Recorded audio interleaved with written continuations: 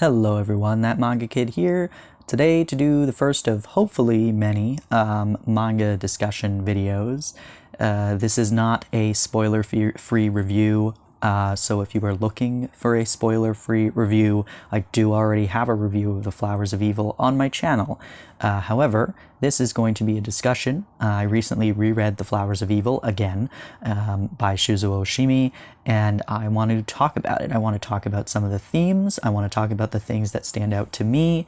And so this will be full of spoilers. So if you do not want spoilers about this series, please click off now and come back after you've read it if you desire to do that. But as I said, hopefully this will be the first of many of these types of videos. I decided to start with The Flowers of Evil because it is one that I've read, I think, 8 times now, and it is one of my favorite series. I really like Shuzo Oshimi, and it's also a quick read. At 11 volumes, I can get through it in under 3 hours, and I always read it in one sitting. So I figured that I would start with this series because there's a lot I've always wanted to talk about it that I just couldn't do in a spoiler-free way. So hope you enjoy. If you have any thoughts, I would love to hear your thoughts on The Flowers of Evil. If you disagree with anything I say, I'd love to hear that as well. Leave them in the comments, anything that you wish to discuss. I do have the singles that were put out by Vertical, which I believe some of them are out of print now, though you can, I believe, still get the omnibus editions that Vertical put out a couple years later. Excellent series by Shuzo Oshimi. The art is a little bit different than some of his more recent stuff, as he was kind of, you can see throughout this series that he kind of comes into the art style that he's a bit more well known for, but don't be put off by the first bit of this series and the art, just because if you're coming off of something like Blood on the Tracks or Happiness, then you might be a little shocked at the artwork in Flowers of Evil. However, with all that out of the way, our Flowers of Evil has 2 parts to it, which you would know if you have actually read it. The first part, our 3 main players are Kasuga, our main character, Nakamura, and Saiki. And so Kasuga is, they're all second-year middle school students, so they're probably around 14 years old. And Kasuga is a bit of a loner. He reads a lot, and he reads stuff that's well above his age range or intelligence level, and he reads it because his father's a reader. He's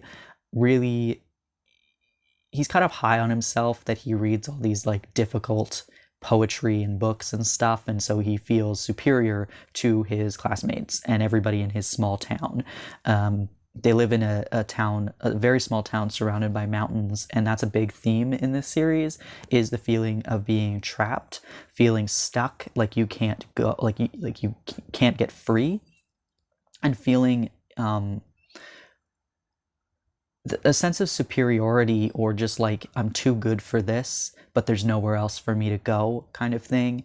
Nobody here understands me, and those feelings are very strong in this series, and very much a point of adolescence, I think, is the inflated ego of young people, and so it's a big theme here.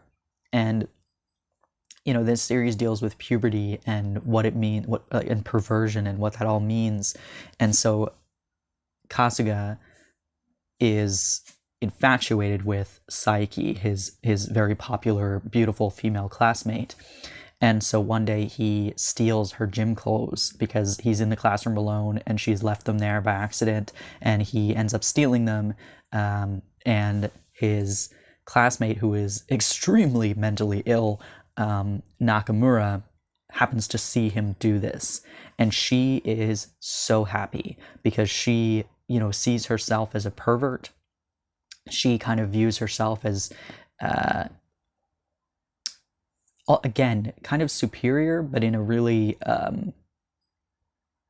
it's interesting in that, like, this series deals with very mentally ill teenagers, young people who have actually very low self-esteem, but they project this like, I'm better than you sort of aura to everybody else. And Nakamura does the same thing. She literally calls everybody else shit bugs, and that she lives in this shit town full of shitty people, and you know, she just needs to get away from that. She wants to get out. She wants to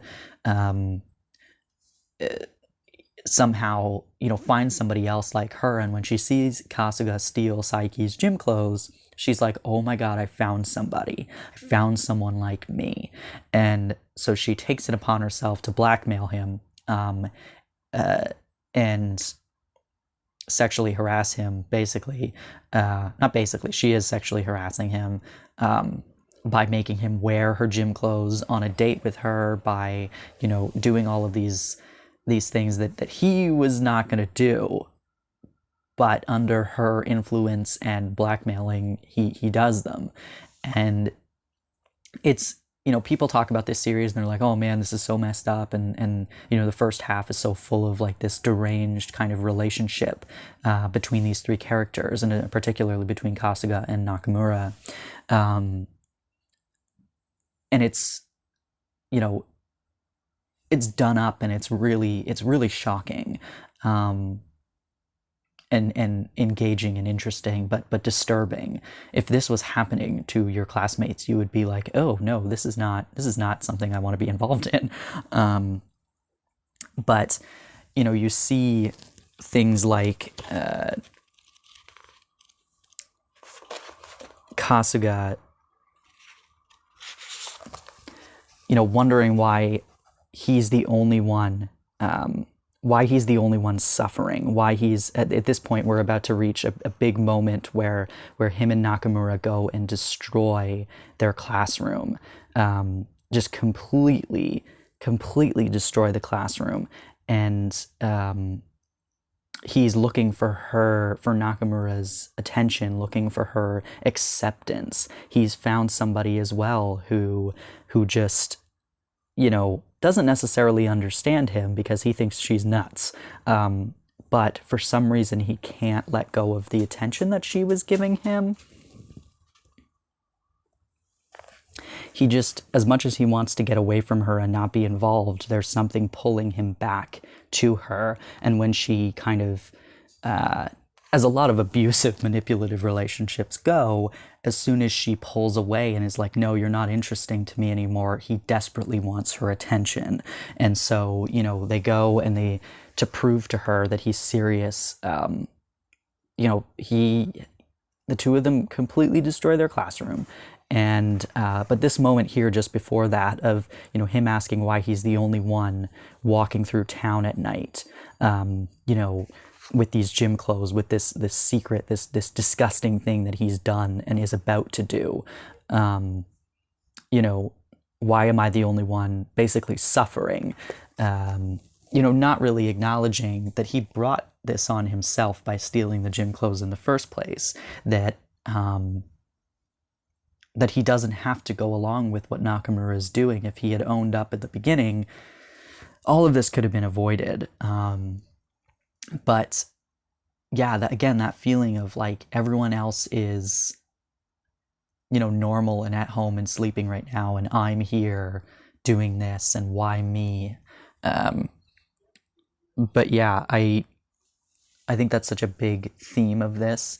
And then in volume 3, when we start to see Saiki, who, you know, at the beginning we think is just this normal, studious, beautiful classmate that he happens to like a lot, you know, we see her kind of go off the rails as well, in that, you know, she goes after these two, Nakamura and Kasuga, as they try to escape. Basically, they want to go over the mountain and out of town together, and she goes after them, and she starts behaving in a way that Kasuga, that doesn't align with Kasuga's idea of her. And he basically is like, I wanted you to stay an angel. I never wanted to face the real you. It's too scary, you know. And that goes along with him the whole time calling her his muse and his inspiration and his reason for breathing.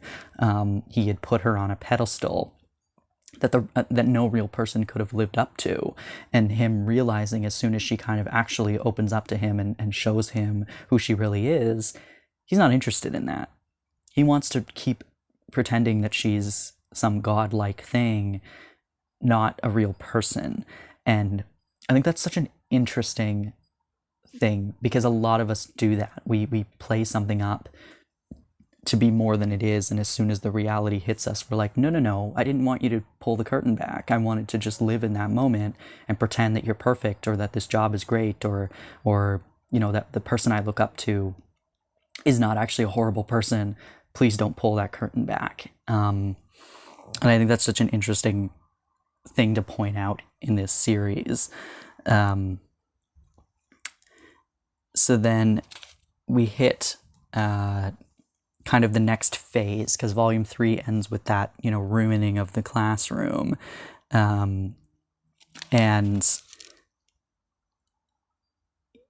we kind of see a little bit of a retreat. There's a bit of a time skip, I believe, in this, after they're kind of brought back by the police. The 3 of them are on the mountain in the middle of the night in the rain. They're brought back by the police. There's a time skip. There's about a month before the next, in between volume 3 and 4, and we see that the 3 of them aren't really speaking anymore.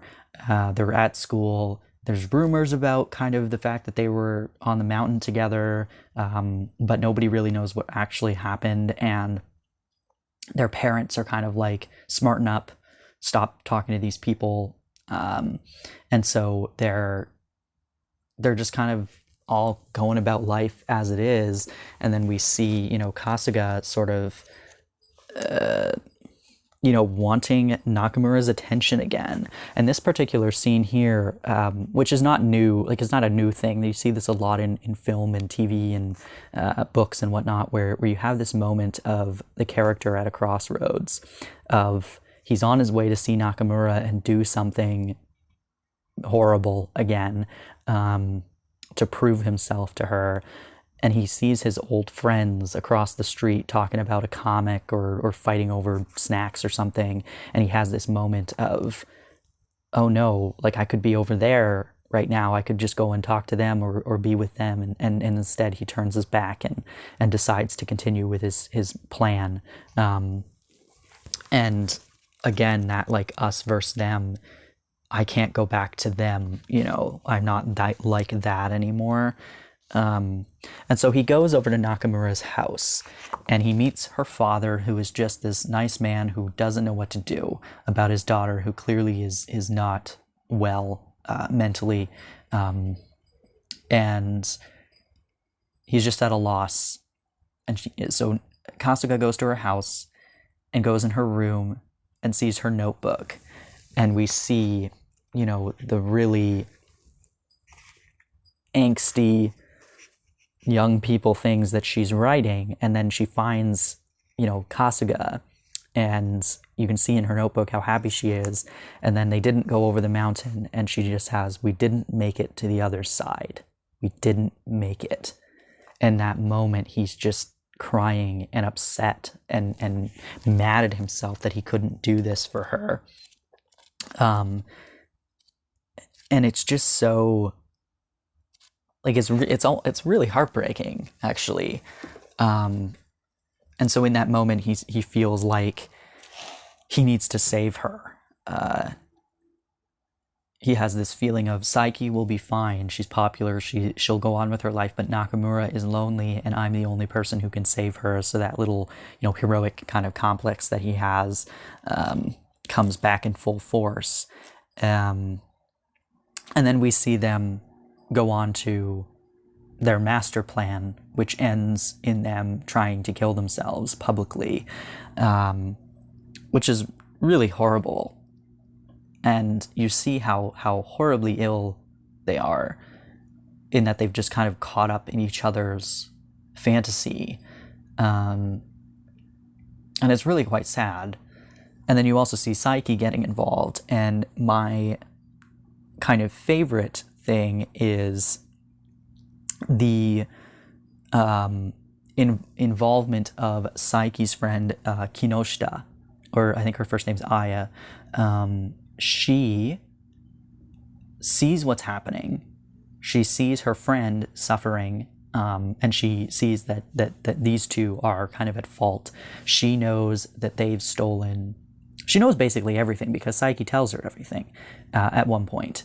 She tells her that Kasuga was the one who stole the underwear and damaged the classroom, and she tells her that when these two eventually, when Kasuga steals all of the girls' underwear and is putting them up around town in these disgusting displays of, I don't know what they think it is, like artistic perversion or something, Saiki tells Aya that it's them doing it, and she immediately wants to go to the police, and she's like, no, we gotta nip this in the bud. They could do something really horrible. And Saiki's like, no, I need to wait. I need to catch them, or I need to, make Kasuga see me. And Kinoshita she doesn't come up super often. Like, she's in the series, but she's not a main character, obviously. But she's one of my favorite characters. Because in this moment, she is so conflicted. She knows something horrible is happening and that something more horrible could happen. And, if she had gone to the police when she could have, and Saiki didn't stop her, she very well could have prevented everything that happened after that. And so it's just a very interesting character to me. And it's just horrible scenes that come after that. And there's a point where Kasuga and Nakamura are obsessed with the other side. And at one point, Saiki goes over to Kasuga's house and just says, if there's an other side to go to, I'd love to have gone. But the world is gray no matter how far you go. And I just... she's furious that these two are desperate to find something else in life when she is very much of the mind of that there's nothing else out there. It's gonna be shit. It's shit here. It's gonna be shit if you go over that mountain. It's gonna be shit whatever town you end up in, wherever you end up, whoever you're with. It's all just shit. And it's so... they just don't see it that way. That's a prominent kind of moment as well, and then we see when Nakamura and Kasuga are just about to enact their big final plan. Nakamura kind of says something similar of, no matter where I go, I can't get rid of me. Even if I go over that mountain, I'm still going to be me. I'm still going to be this horrible person that I don't like and want to get away from. And you see that this kind of core theme here is not the town. It's not about the people. It's about themselves. They want to get away from themselves. And they don't know how to do that. And that kind of culminates to this moment where they're trying to die together. But then, Nakamura, in the last moment, their big plan, pushes Kasuga off. They cover themselves, they douse themselves in gasoline. They're going to set themselves on fire on this parade float together. And, they're covered in gasoline. And just as they're about to light themselves on fire, Nakamura pushes him off and is going to do it herself. But then her father, of course, saves her. But... that moment of he looks back and he's like, wait, what happened? We had this plan together. And so then immediately after this moment where you see that both of them did not die, there's a time skip. And we jump ahead about 3 years. And Kasuga is living in a different town. And he's now 16 or 17 years old. He's a second year in high school, and he's just kind of existing. Now, most people at this point, when I hear people talk about the Flowers of Evil, I hear, the first half is excellent, it's so great, it's really interesting, it's engaging, it's messed up, and, and then the second part is really boring. And I couldn't disagree more. I think that the first part is all a build-up to what the second part means. The second part is what really made me fall in love with this series, because I related to it so heavily, and I just thought that the exciting part of this story is not the first half when all the shit happens.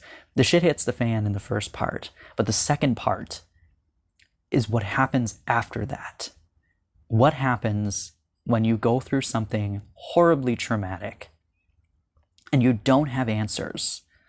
You never got closure. And then you just move and nobody talks about it. What do you do as a young person when something like that happens and no one will speak about it and you don't have anybody who was there to connect with because everybody's moved on and they've all moved away so that they don't have to deal with it, and the parents have decided that they're going to just remove their children from this situation so that they can ignore it and pretend it didn't happen, but it did happen. And so what do you do with that? And so Kasuga is now in this other place pretending to be okay. His parents are fighting and drinking because they can't reconcile what happened and no one's going to talk about it. And he feels betrayed, but he doesn't have answers. He thought he was going to die that day with this girl, and she pushed him off. And she was going to die alone and leave him there. And he doesn't have an answer about why. And so this super depressed guy happens to meet this other girl in a class in his school who is his age, who looks like Nakamura, which is what kind of interests him about her in the first place. And then he sees her in a bookstore, picking up The Flowers of Evil, the book that he was so obsessed with as a young person. And it just changes his view again. He had given up reading books, and all of a sudden he meets this girl who's keeping her love of books a secret. And then they start trading books, and they are all excited, and you see this light brought back to his eyes that was just so gone. And it's really, really beautiful to see that, because all of this, like, he's literally an empty shell walking around. And he just, this spark comes back because he meets this girl who also likes to read, and he rekindles his love of reading. And it just is so interesting. And this is where we get the main theme that stuck out to me when I first read the series, and throughout every time I've read it since, is this feeling of being left behind. And Shuzo Oshimi does this theme well, and he does it in a few of his series, but this one in particular brings it up often, or a couple of times. And it was the thing that really stuck out to me is this feeling of being left behind, and that, that everybody moved on without me, and I don't know how to move on. And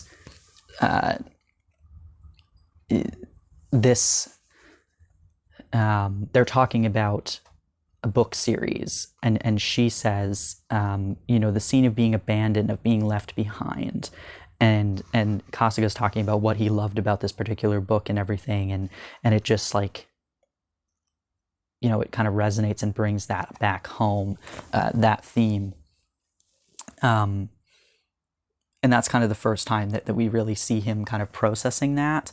And then in volume 8, the particular scene that I always remember and that sticks out to me is when we meet this girl, her boyfriend, who is an asshole.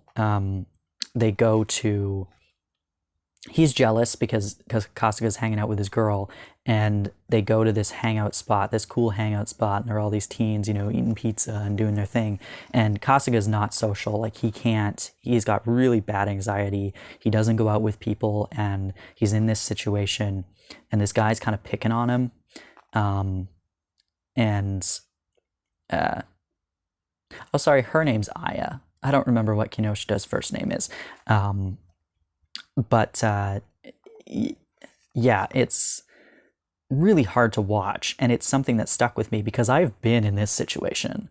I, used to make friends with girls, and their boyfriends hated me. They thought I was a threat for some reason, and they just, you know, I got into these very similar situations where, you know, people were just not very nice, and I was somebody who didn't want to be there in the first place. I don't like social situations, and I just resonated with this whole scene so completely. And it just was very painful to get through, and it's something that is so it just really hit me hard, in particular, of like, you see this, what teenagers I guess are supposed to behave like, and he's just so not that. Yeah, it's really something. And then, you know, eventually the two of them get together, and he says, "Is it okay for me to be so happy? Just me?" And of course she's like, "I'm happy too, you idiot." But he's thinking about, you know, Nakamura and Saiki and these people that he left behind, that he also feels like left him behind. But now he's found happiness, and he can't reconcile that, because he got no closure. And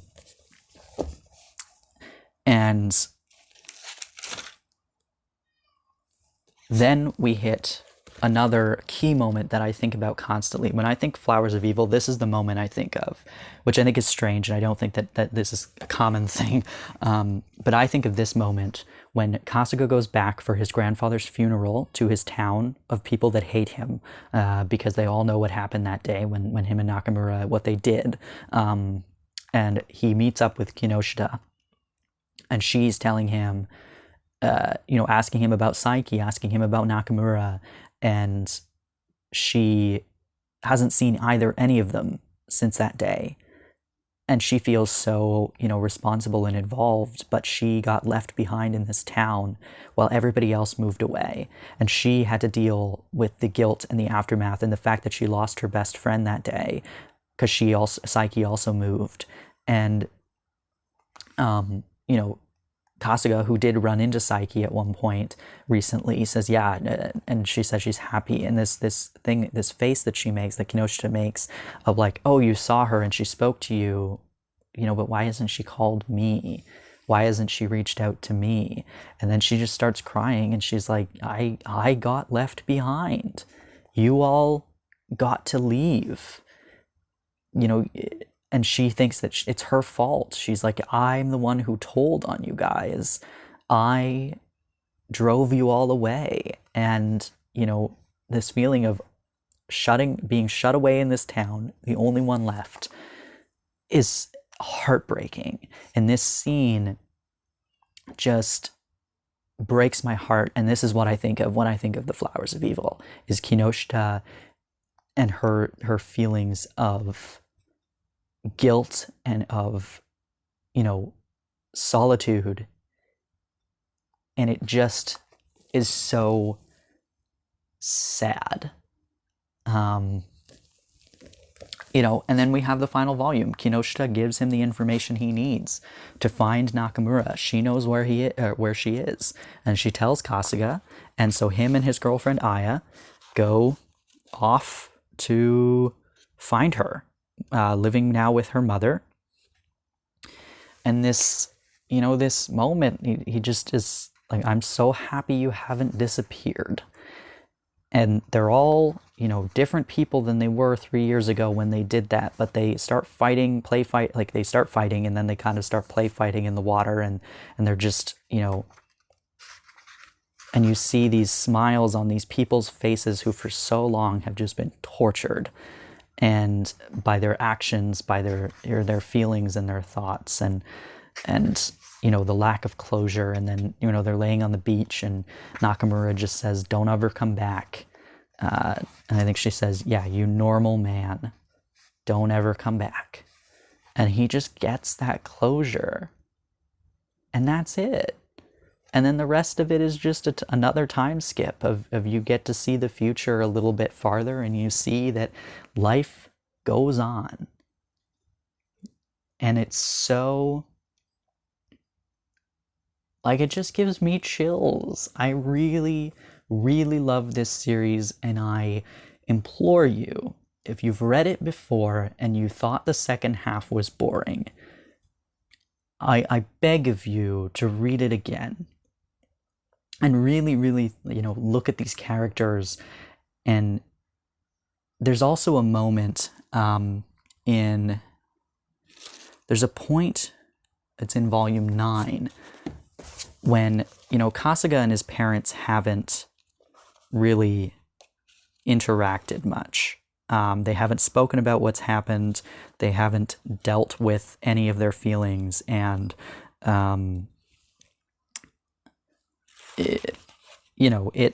it's painful. And like I said, his father's drinking, his parents are fighting constantly, and they just don't know what to do, and they're suffering, but they don't know how to handle it. And there's a point here where he just says, he comes in the door and he says, "I'm home." The thing that we see all the time in anime and manga is, someone comes home and they say, "I'm home," and the person says, "Welcome back." And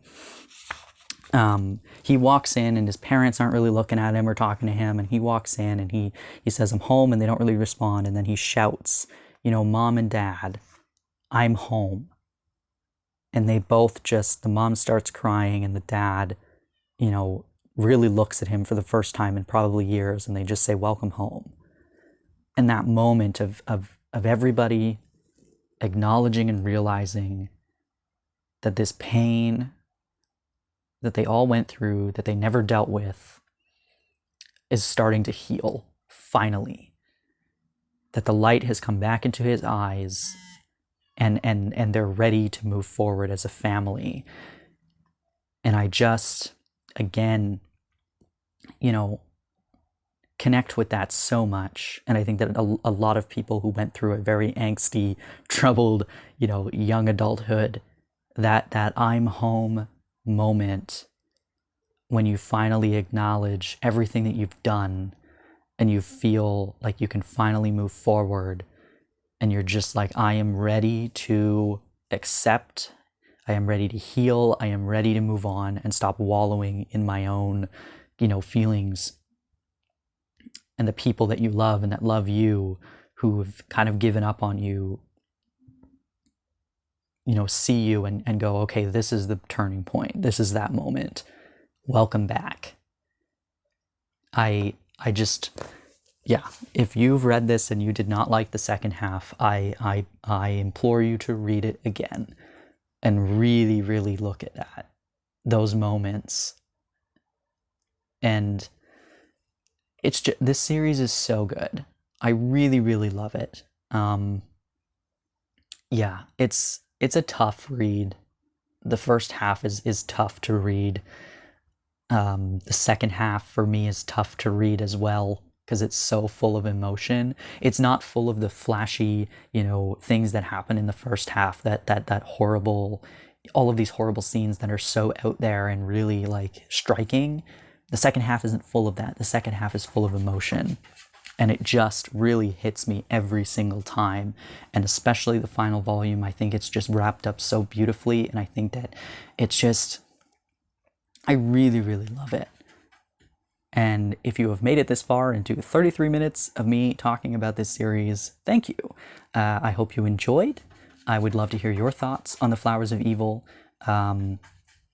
And yeah, if you have any suggestions for me, if you see a review that I did on my channel and you would like me to reread a series and do one of these more in-depth discussion videos, please let me know, because I would like to make more of these, and I want it to be series that y'all are interested in hearing my thoughts on. So anyway, thank you for watching. I hope you enjoyed. If you have any suggestions, do let me know as well. I know I probably rambled a lot in this because this is the first one I've done, and I'm just gonna see how it goes. But anyway, thank you for watching.